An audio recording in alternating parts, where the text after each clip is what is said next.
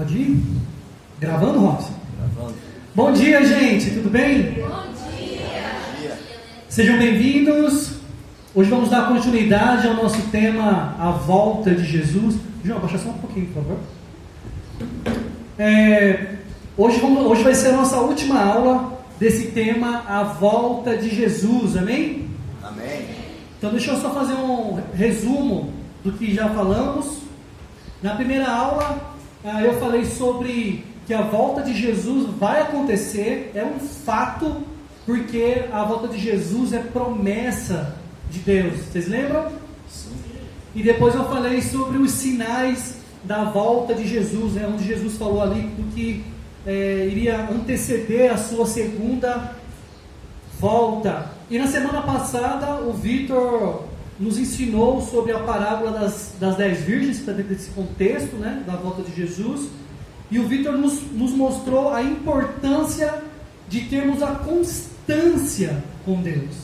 Porque essa constância com Deus é o que nos deixará preparados para a segunda volta de Jesus, amém? Vocês estão animados, gente? Olha o calor. Vânia, liga ali a mangueira, vamos jogar água nesse povo aí. E hoje vamos falar sobre o julgamento das nações. Então, como Jesus vai julgar a humanidade? Como será isso? É o que vamos estudar hoje. Então, convido você a juntos fazermos uma oração. E já deixei preparado aí Mateus capítulo 25, a partir do versículo 31. É o texto que vamos estudar. Mas vamos fazer uma oração antes, tá bom? Pai, obrigado por esse dia quente, muito quente. Pai, mas vemos mesmo assim o Teu amor sobre nossas vidas. Obrigado pela semana que passamos. Obrigado pelo alimento que o Senhor nos deu, toda a Sua proteção. E obrigado por esse culto, Deus, de poder estarmos aqui mais um domingo, ouvindo uma palavra, tendo a oportunidade e a chance de sermos mais parecidos com Jesus. E obrigado, Pai, também por essa série que falamos aqui sobre a volta de Jesus, um assunto tão importante para nós discípulos. E eu oro por esse tema de hoje, Pai, o julgamento. Oro para que o Senhor venha me dar sabedoria nas minhas palavras, para que o Senhor venha usar a minha vida. Mas também eu quero muito poder orar para que o Senhor, Espírito Santo, possa tirar as escamas dos nossos olhos, nos dê humildade para poder reconhecer se há alguma coisa em nós que não está te agradando, e que possamos ter forças espirituais para poder mudar aquilo que você quer que a gente mude, Pai. É só a Tua palavra que tem poder, é só ela que muda nossas vidas, é só a Bíblia, Deus, que transforma de dentro para fora. Então, que o Senhor possa ter misericórdia de nós, e que o Senhor possa nos ajudar nesse momento a poder refletir, meditar e poder mudar aquilo que o Senhor quer que a gente mude, Pai. Obrigado por Jesus, é por Ele que estamos aqui, oramos muito grato. Amém. Amém? Então abra sua Bíblia em Mateus capítulo 25, não vou colocar essa escritura no projetor, eu vou colocar outras, mas vamos ler Mateus 25 juntos. Então, Mateus capítulo 25, vamos ler o versículo 31 e 32. Amém ou misericórdia? Amém? Misericórdia, Gil? Mateus o quê? Mateus 25, Obrigada. versículo 31. Amém? Vamos lá então? Amém. Quando o Filho do Homem vier em sua glória, com todos os anjos, ele se assentará em seu trono na glória celestial. Todas as nações serão reunidas diante dele, e ele separará umas das outras, como o pastor separa as ovelhas dos bodes. Então, nesse trecho aqui, Jesus está falando como será a sua volta. Que ele estará com os seus anjos, e ele estará no seu trono de glória, e ele colocará as nações diante dele. E essa nação, ou essas nações, serão separadas. E aqui ele fala que ele vai separar umas como ovelhas e outras como bodes. E eu acho que é difícil para nós brasileiros olhar para um texto como esse e pensar que a justiça será justa, né? Pensar que aquele que fez o mal vai pagar realmente. onde terá um tribunal onde o juiz não se vende, onde a sentença é certa, é justa, onde o advogado não mente só para obter um final favorável. E podemos falar com propriedade, porque aqui no Brasil, quem tem dinheiro e posição, dificilmente essa justiça justa chega até ele. Porque o dinheiro compra muita coisa, a posição compra muita coisa. Pessoa que tem dinheiro e posição, com certeza vai encontrar bons advogados, e esses bons advogados eles vão achar brechas na lei, e aí com isso a pessoa que talvez fez um mal para alguém passa a ser inocente. Podem manipular, enfim. Mas a questão principal é que uma justiça que não é feita traz consequências. E uma delas é o sentimento, seja em uma nação, um estado ou cidade, que as coisas não vão mudar. Esse é o sentimento que às vezes traz. Por mais que é claro, óbvio, mas às vezes esse sentimento vem ao nosso coração, as coisas não vão mudar. É sempre assim. E talvez nós tenhamos esse sentimento ao olhar para o nosso país. Na política, em outras coisas que acontecem de assassinatos, de estupros, de sequestros. E ao ver muitas coisas, às vezes nós usamos aquela frase, né? Ah, o Brasil é assim mesmo. Ah, mas o Brasil é assim. Não vai mudar. E talvez alguns podem pensar dessa forma que eu estou falando. Olhando o cenário do Brasil em relação às leis, julgamentos, e aí a pessoa que não crê em Deus, a pessoa que não crê na Bíblia, olha para uma escritura dessa e pode até pensar: se chegar esse momento, eu vou dar meu jeito. Eu vou dar um jeitinho para não ser condenado. Sou brasileiro. Eu vou burlar a lei, porque talvez toda a minha vida eu fiz isso. Só que nesse cenário de Mateus 25, o juiz aqui ele é justo. E nada passa aos olhos dele. O tribunal, esse tribunal, não tem corrupção. Porque não tem pecado nesse tribunal. Nesse cenário, o nosso advogado, que é Jesus, ele não mente para obter um resultado favorável. Não é a pretensão dele. E é interessante perceber que a maioria das religiões que tem por aí falam de um fim desse mundo que vivemos. Quase todas falam sobre isso. Falam de um julgamento final, falam que seremos julgados pelas nossas obras, daquilo que fizemos e também daquilo que nós não fizemos. Muitas falam sobre isso. Mas só o cristianismo encontramos um objetivo final para esse julgamento, que é a glória de Deus. O julgamento final não é para condenação apenas, mas o propósito final é para darmos glória a Deus. Darmos glória ao Criador. E essa glória é dada a Deus pela redenção que Ele trará de todas as coisas feitas por Ele. Inclusive e principalmente a redenção da criação mais perfeita de Deus. Os seres humanos. Eu e você. E essa glória que será perfeita, ela só será concluída na segunda vinda de Jesus. Amém? Amém. E aí, me acompanhe por favor, versículo 46 de Mateus 25.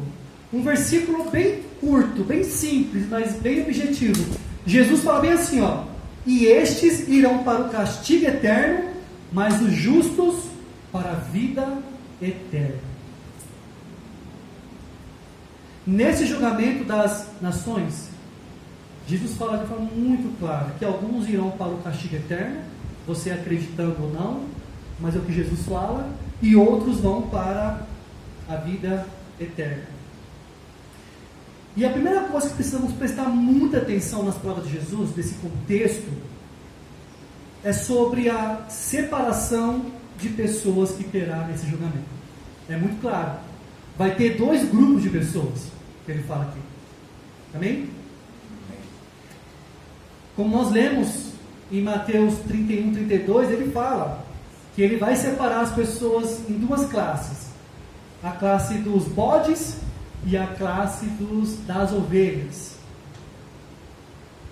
E é interessante poder entender esse contexto, porque nessa época, segundo os estudiosos, na Palestina era bem natural os pastores olhar para as ovelhas e para os bodes, era normal eles já verem o que era bode e o que era ovelha, porque nessa época as ovelhas eram brancas e os bodes eram pretos, então só no bater de olho eles já sabiam mais ou menos.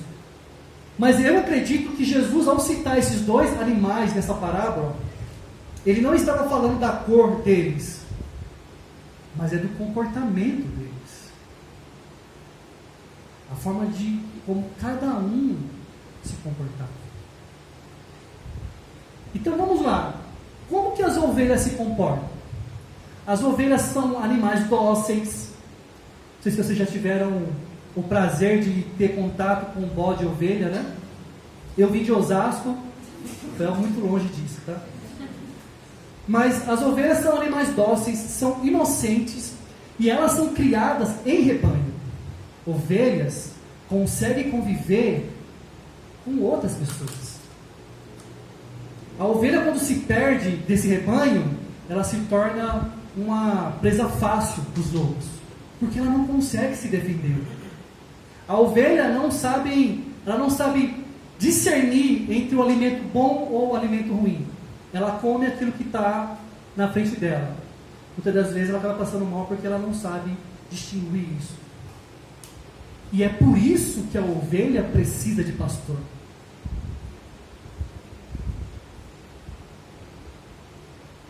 Aliás, para corrigir e ajudar a ovelha, o pastor ele usa dois instrumentos: a vara e o cajado.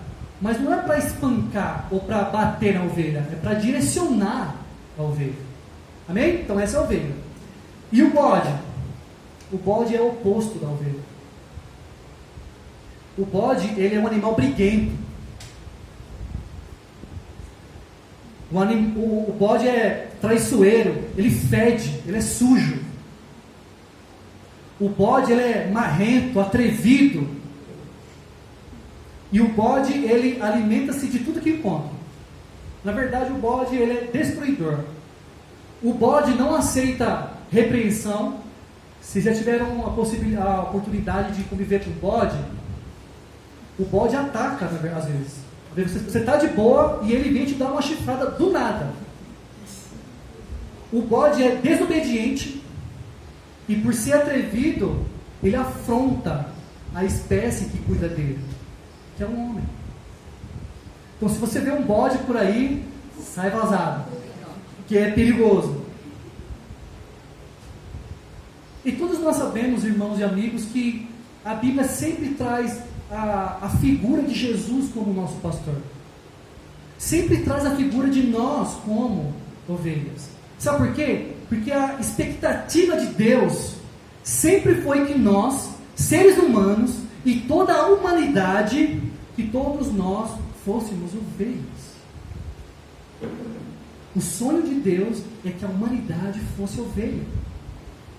Em todos esses pontos aqui que eu falei, Deus tem uma expectativa que as pessoas soubessem conviver como rebanho, de viver juntas, uma ajudando a outra, comendo juntos, desfrutando da vida juntos, porque juntos as ovelhas ficam mais fortes contra o lobo, que é Satanás. Deus tem uma expectativa que as pessoas soubessem discernir o que elas se alimentam. Eu não falo só de alimento físico, eu estou falando daquilo que nós colocamos para dentro de nós. Aquilo que nós consumimos. Mas às vezes, nós como ovelhas, nós não sabemos. Uma expectativa que as pessoas fossem conduzidas pela voz e pelas palavras do seu pastor Jesus. Uma humanidade que sentisse a necessidade de ser cuidada por Jesus. Essa é a expectativa de Deus. Amém? Amém.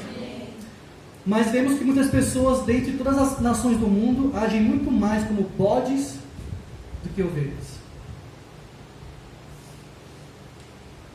Quando alguns ouvem falar sobre Jesus, sobre Bíblia, Reino de Deus, ficam como bodes às vezes, violentos, arredios,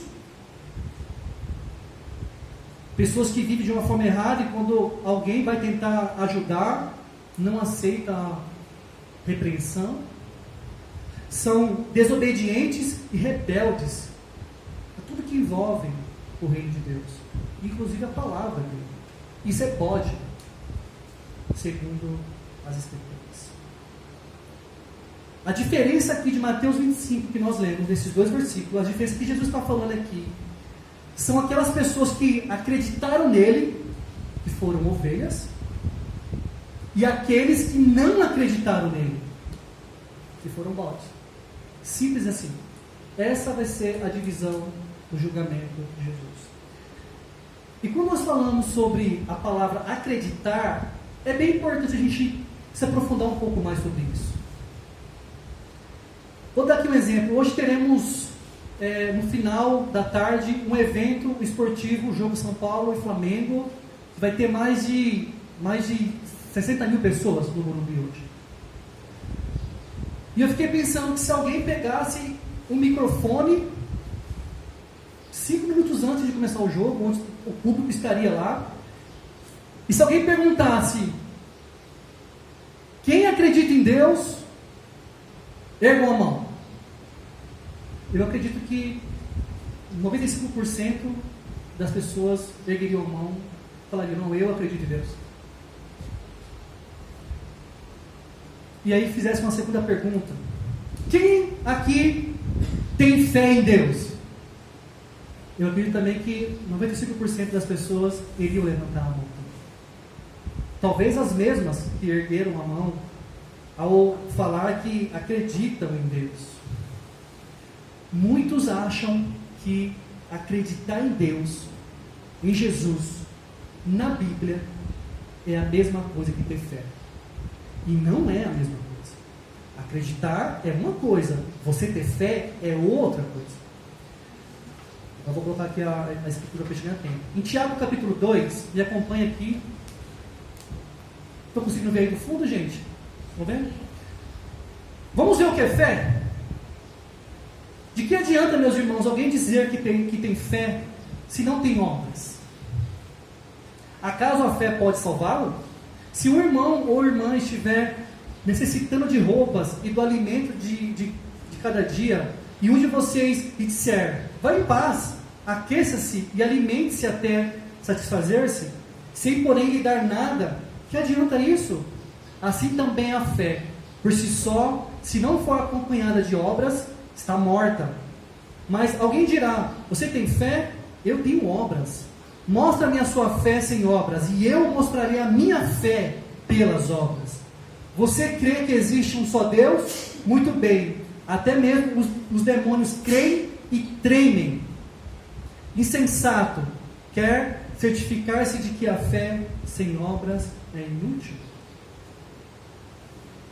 Tiago nos fala que se uma pessoa fala que tem fé, seria natural as pessoas verem as obras na vida dela.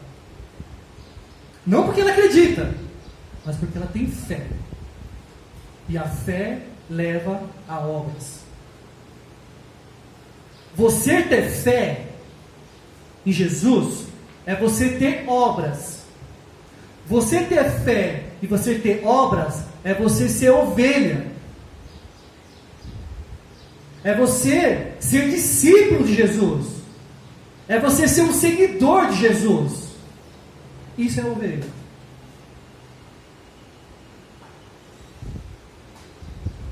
A obra que Tiago fala aqui é fazer aquilo que Jesus pede para quem tem fé nele. E esses são, Mateus 25, esses são o que ele chama de ovelha. Então não é eu que determino se eu sou ovelha ou se eu sou bode. É Jesus que fala isso. Mas através da fé e das obras. E eu quero trazer apenas 3 obras aqui, que é a base da vida cristã, na minha opinião. A base. Se a gente não tem essa base, acho que a gente deveria se preocupar. 3 coisas básicas. Que talvez, para aqueles que se dizem cristãos, pode ser difícil. Mas eu acho que vai nos ajudar a poder pensar um pouco mais. Então vamos para o primeiro. A primeira obra é colocar o reino de Deus em primeiro lugar na sua vida. Então aqui Mateus fala: busquem, pois, em primeiro lugar o reino de Deus e sua justiça, e todas essas coisas serão acrescentadas a vocês. Portanto, não se preocupe com o amanhã, pois o amanhã trará suas próprias preocupações. Basta cada dia o seu próprio mal. Quem se diz cristão, e uma das obras é essa pessoa colocar o reino em primeiro lugar na vida dela. Uma fé com obra é colocar as coisas de Deus como prioridade na nossa vida. Deus não deveria ser mais uma coisa de muitas coisas que fazemos. Não. Deus deveria ser a nossa vida. Ele deveria ser o todo. Tudo que nós fazemos e somos deveria ser Deus.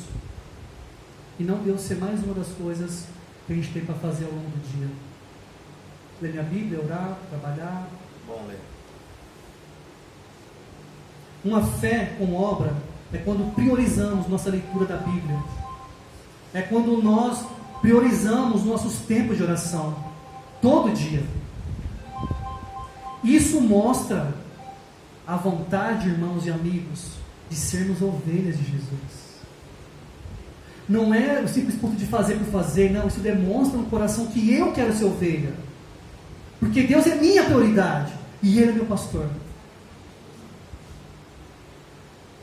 Amém? Amém. Ao colocarmos Deus como nossa prioridade, nós passaremos a confiar mais na sua justiça. Que é isso que Mateus fala. Às vezes a gente quer exercer a nossa justiça. Não vai. Teremos menos preocupações com a nossa vida, porque vamos confiar mais nesse pastor que cuida de mim como ovelha. Porque o nosso coração estará somente em Deus. Amém? Amém. Vamos para o segundo? Vamos. Uma fé com obra valoriza a igreja. Uma pessoa que se diz cristã ou ovelha deveria valorizar a igreja.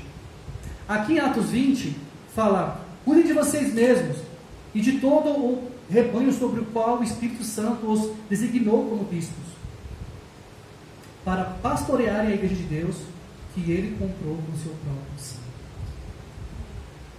Jesus comprou, através do seu sangue, a nossa liberdade em relação ao pecado. Amém? Estamos unidos nisso? Amém? Ele também comprou a nossa salvação com o seu sangue na cruz do Calvário. Amém? Amém. Nós não fizemos nada por isso. Jesus foi lá, sofreu e pagou em nosso lugar. Mas segundo essa escritura, com o seu sangue, Ele também nos deu a igreja. Ele comprou a igreja. Se nós somos igreja hoje, o corpo de Cristo foi porque Ele morreu na cruz do Calvário e Ele também pagou em nosso lugar. A igreja é o plano de Deus para a humanidade. É o seu rebanho. A igreja são as ovelhas de Deus. Mas hoje tem uma onda dos desigrejados aí, né? Ah, eu sou cristão, mas não preciso de uma igreja. Sou cristão, mas não preciso de ninguém me perguntando o que eu faço, não preciso ter um líder. Eu sou cristão, mas tem muitos problemas a igreja. Eu não vou para a igreja. Eu vou ser cristão aqui na minha casa, vou ler minha Bíblia, eu vou orar aqui e eu sou cristão. Sabe, quando as pessoas falam isso da igreja, eu tenho essa convicção, que é uma convicção completamente errada, segundo as Escrituras, elas não estão dando o valor necessário ao sacrifício de Jesus. Então, às vezes, nós valorizamos a salvação, o perdão dos pecados, mas a igreja não quer.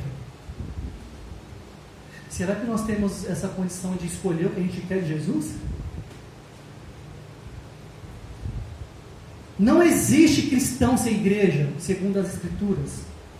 Não existe cristão sem pastoreio, sem liderança. Não existe cristão sem ter comunhão. Não existe cristão sem essas coisas, porque quem é cristão precisa obedecer ao que o mestre falou. E Jesus tem essa expectativa por aqueles que são ovelhas. Amém, igreja? Amém. Vamos pro terceiro. Uma fé com obras reconhece a salvação através do sangue de Jesus. Romanos 3 fala: pois todos pecaram e estão destituídos da glória de Deus, sendo justificados gratuitamente por sua graça, por meio da redenção que é em Cristo Jesus. Deus o ofereceu como sacrifício para propiciação mediante a fé, pelo seu sangue, demonstrando a sua justiça. A base da vida cristã é as ovelhas reconhecer que temos salvação mediante Cristo Jesus. É Ele. O sacrifício na cruz que Ele fez nos trouxe a salvação e a aproximação com Deus. É só através de Jesus. De mais nada e de mais ninguém. Sabe, as ovelhas de Jesus precisam acreditar e ter fé nessas coisas básicas. São coisas importantes para Jesus e deveria ser importante para aqueles que se dizem ser ovelhas. E aí vem a pergunta para nós hoje: quem somos hoje? Ovelhas ou bodes?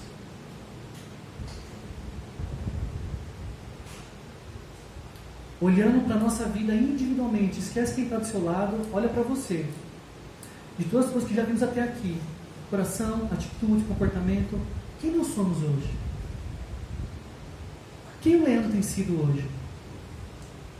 Falando sobre obras, o que eu tenho demonstrado para as pessoas em minha volta? São obras boas? São obras de ovelhas ou são obras de bodes?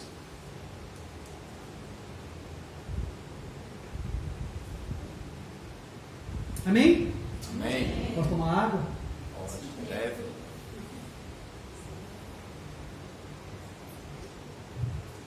Vamos para o segundo ponto?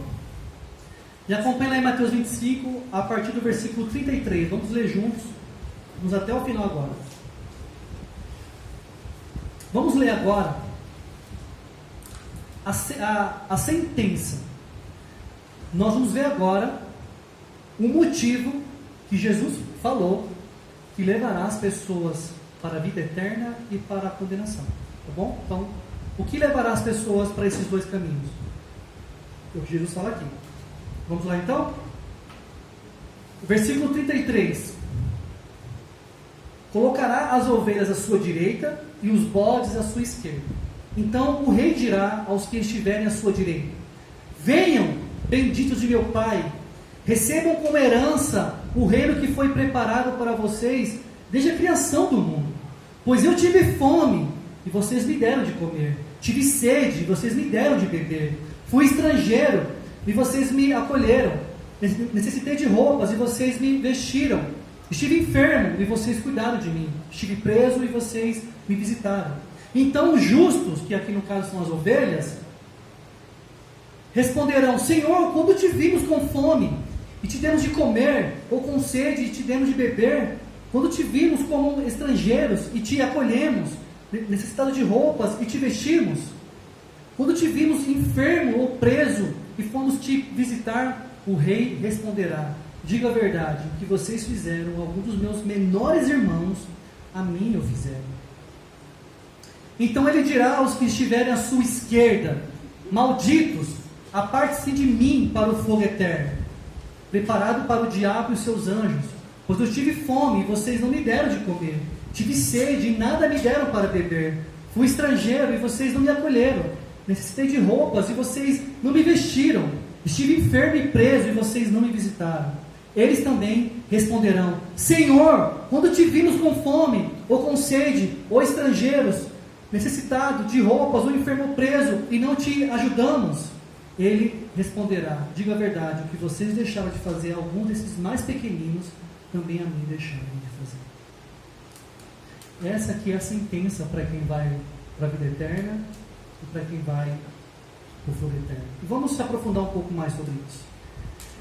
Então, nós percebemos aqui a importância, a seriedade que Jesus dá com essa visão de relação um com o outro. A nossa relação com o próximo. Isso é sério. Isso é muito sério. Porque alguns se enganam em pensar que, para serem ovelhas, né, pensam que só se conectar com Deus de uma forma vertical, né, ela com Deus, vai fazer ela se tornar ovelha. Vou dar alguns exemplos. Como que a gente pode praticar essas obras de forma vertical? Eu dou minha oferta. Vertical. Sou ovelha.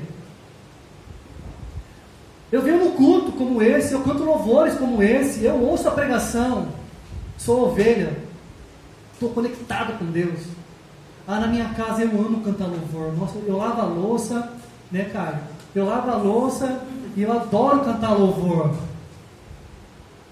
Ou eu uso os meus dons aqui no culto. Eu canto, eu toco, eu uso meus dons na igreja. Nossa, eu sou ovelha porque eu estou conectado com Deus.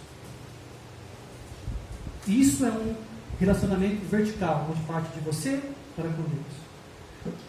Mas aquele que Jesus chama de ovelha tem essa preocupação do seu relacionamento com Deus horizontal. Horizontal. Então, ser ovelha não é só vertical, é horizontal também. Não pode faltar nenhum, nem outro. Segundo Jesus, o que fazemos com o nosso próximo é a mesma coisa de estar fazendo com ele. Simples assim. Irmãos, amigos, olha como isso é sério. A sentença do céu e inferno está conectado com o nosso próximo. Porque falar com a gente com Deus é a base, né? Mas olha que coisa interessante. Isso é tão sério aos olhos de Deus que isso se resume em toda a Bíblia.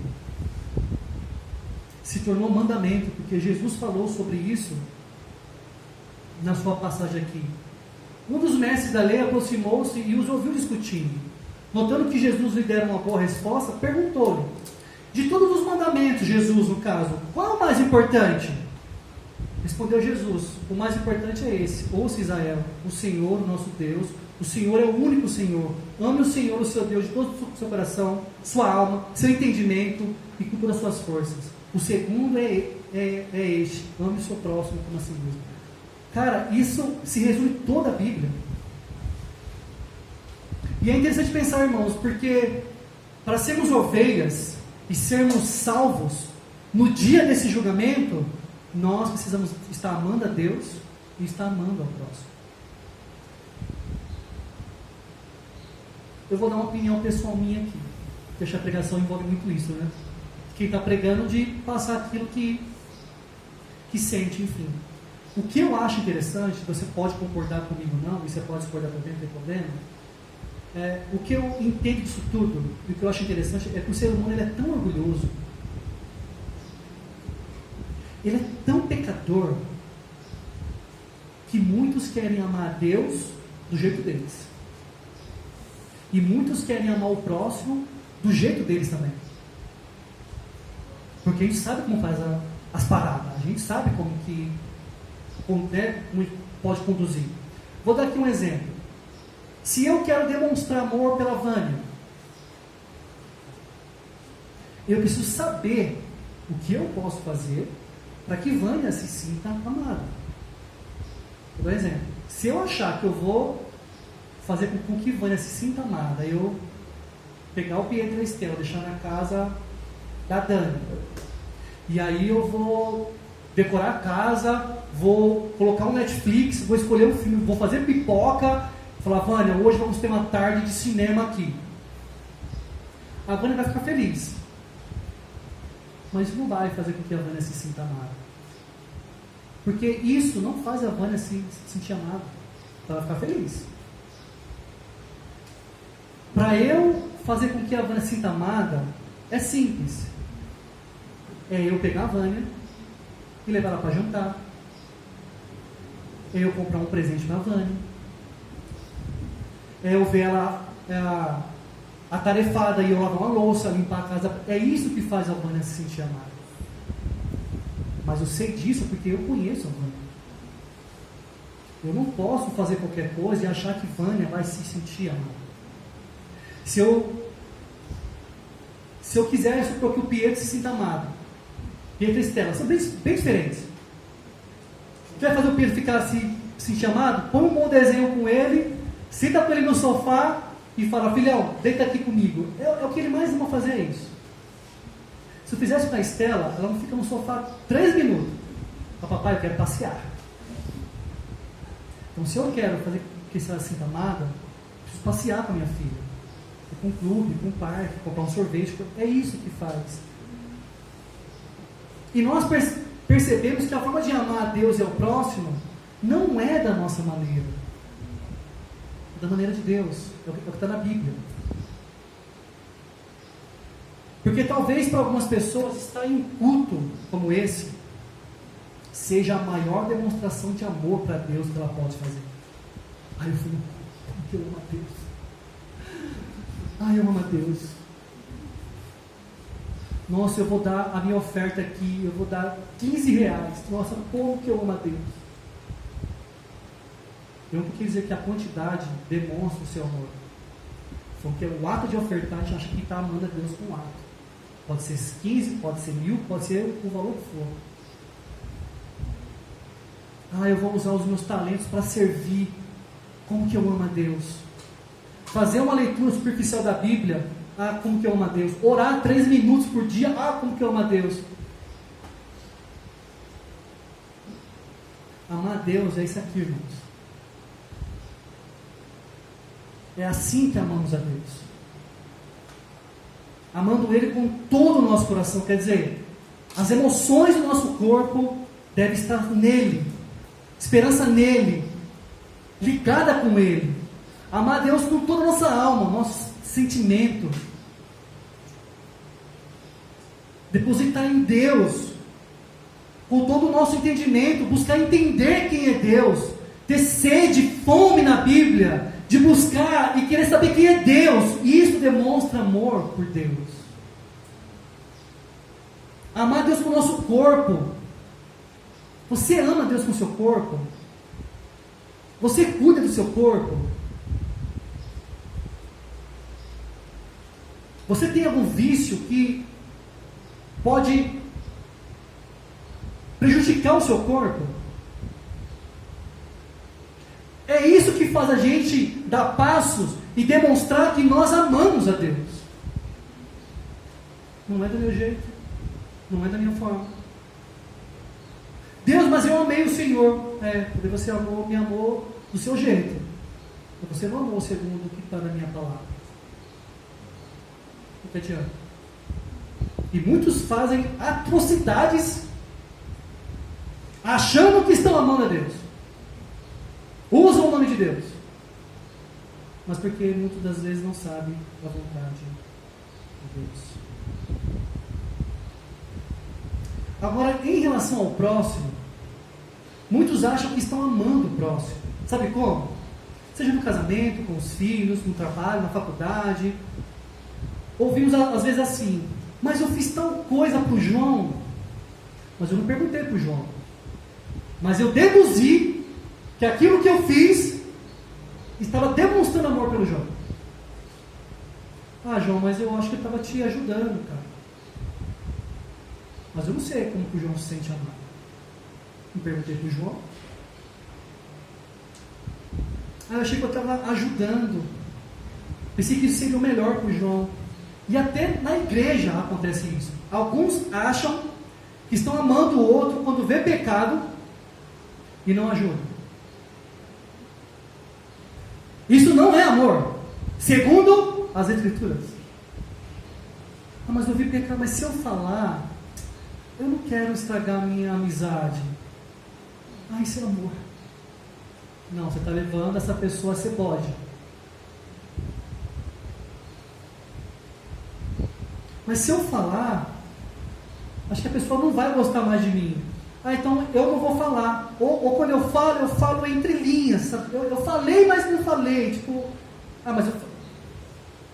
isso não é amor. Não é isso que a Bíblia fala sobre amar o próximo, sobre o pecado. Outros não se sentem amados quando alguém vem falar de algo que ela poderia melhorar, e ela se sente incomodada. Ah, não fala isso comigo, porque você não está me amando. Eu não me sinto amado quando você fala isso comigo. Eu entendo que tem a forma de falar, como que você expressa. Mas não tira o peso do pecado. Mas quando você fala assim comigo, quando você fala desse jeito, ou quando você fala sobre esse assunto comigo, eu não me sinto amado. E o pecado come solto. Às vezes achamos que estamos ajudando e amando alguém, mas podemos não estar. O que a Bíblia fala sobre amar Deus e amar o próximo? Pelo menos para mim, eu falei que é uma visão pessoal minha, e você pode concordar ou não, para mim é bem claro que o ser humano não sabe amar.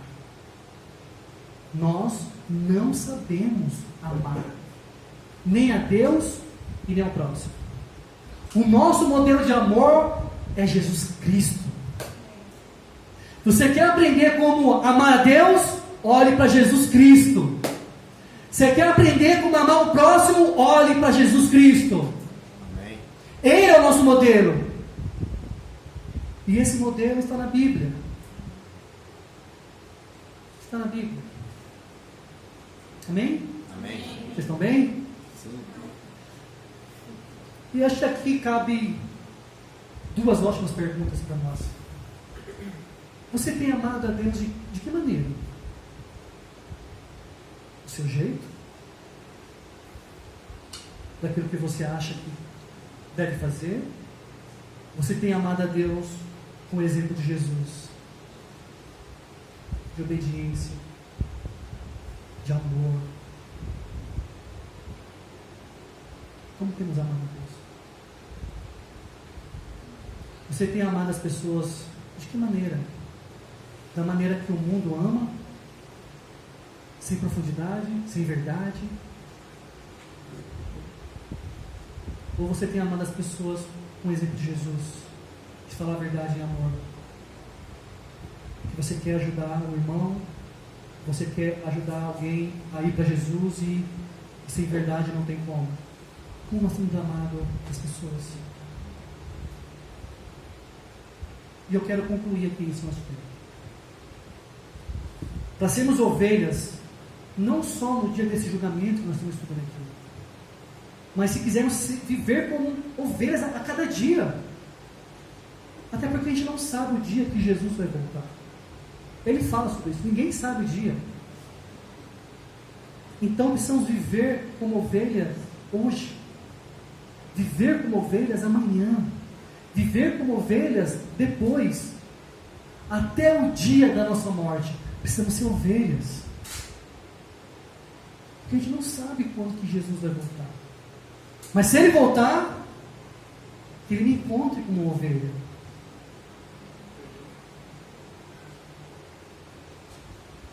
Jesus veio a este mundo com esse objetivo, de ser o nosso pastor e nós sermos suas ovelhas. Ponto.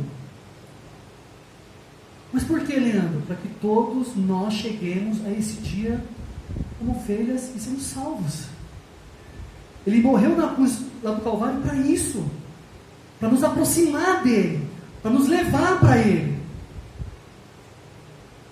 E chegaremos nesse dia, se Deus permitir, salvos, não por nós, não temos mérito em nada disso, mas porque nós confiamos no pastor e nós somos ovelhas.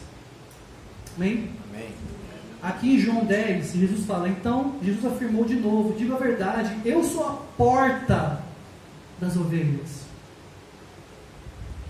Versículo 9, eu sou a porta, quem entrar por mim será salvo. Isso aqui não tem nada a ver com a igreja, com placa de igreja, está falando sobre vida de intimidade com Jesus. Se queremos ser ovelhas até esse dia do julgamento, nós precisamos passar pela porta. E essa porta é Jesus. Se você é ovelha, ou se quer ser ovelha, não tem outro caminho. Se não entrar pela porta que é Jesus, não vai. É bode.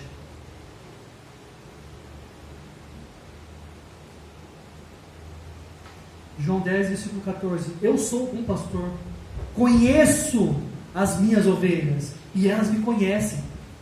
Assim como o Pai me conhece, eu conheço o Pai, e dou a minha vida pelas ovelhas. Entrar pela porta que é Jesus, é a única forma de Jesus conhecer você e eu. Você quer ser conhecido por Jesus? Seja ovelha e entre pela porta. Se nós não entrarmos pela porta, Jesus não conhece. Não conhece. Não tem como ele conhecer.